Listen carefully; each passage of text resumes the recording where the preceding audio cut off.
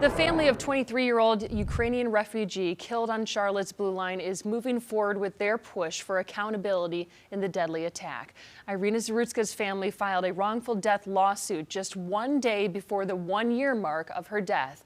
The filing names the city of Charlotte and the security company contracted for the transit system.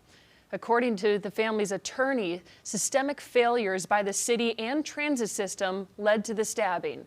Their lawyer cites gaps in CAT's security that was highlighted in a recent audit from the state, including a lack of gates or turnstiles at light rail stops.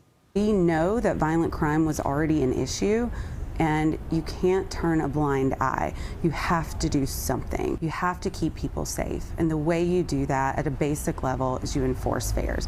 You have physical barriers. You have validators. You have to collect the fares.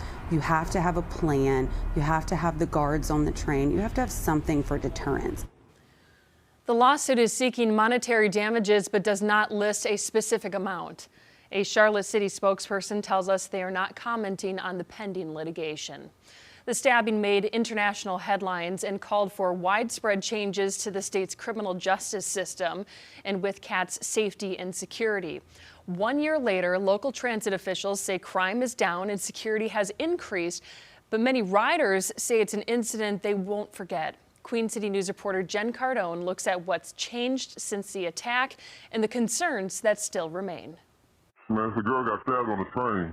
Someone got stabbed on the train? Give me 1 second. Yeah, well, I think she did, man. This was the moment transit safety became a major concern for riders in the Queen City. CAT security video shows a suspect, who police identify as DeCarlos Brown Jr., stabbing Ukrainian refugee Irina Zarutska several times. For the most part, the train is safe to ride. Sometimes you might get a net on here every once in a while. Always looking twice behind me, and then I've actually started just standing up on the train instead of sitting down. In the wake of that Friday night in August 2025, people started keeping a closer eye on their surroundings. I've been on the light rail and I've noticed security-wise, they don't really check if people have tickets or anything like that. A problem that exacerbated as Zarutska's death grabbed international attention. Just viciously stabbed. She's just sitting there. While riders have noticed an increased security presence over the last year, what has also shifted is the conversation about mental health.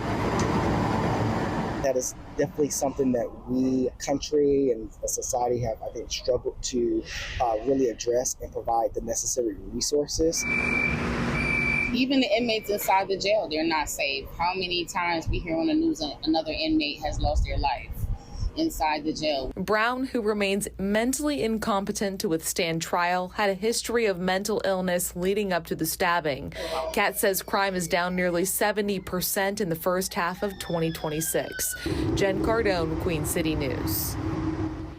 In the wake of the murder, legislation was passed in Raleigh dubbed Irina's Law. It outlaws certain types of cashless bail and limits the discretion magistrates and judges have in making pretrial release decisions. The law also ensures more defendants, especially those accused of violent crimes, undergo mental health evaluations. The GOP-backed legislation faced some criticism from Democrats during the debate process, including Governor Josh Stein, who signed it. He says it does not focus on limiting crime and instead just limits suspects' ability to post bail. Other Democrats criticized the lack of extra funding for mental health services. The man accused of killing Irina, DeCarlos Brown Jr., is facing both state and federal charges for the murder. He has been found unfit to stand trial in both cases. Brown has been ordered to remain in custody and receive medication and treatment to improve his mental state. Charges can move forward if doctors see improvements.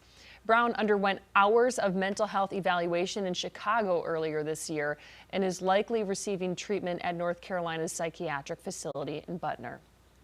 Queen City News Plus. Just search Queen City News on your smart TV's app store.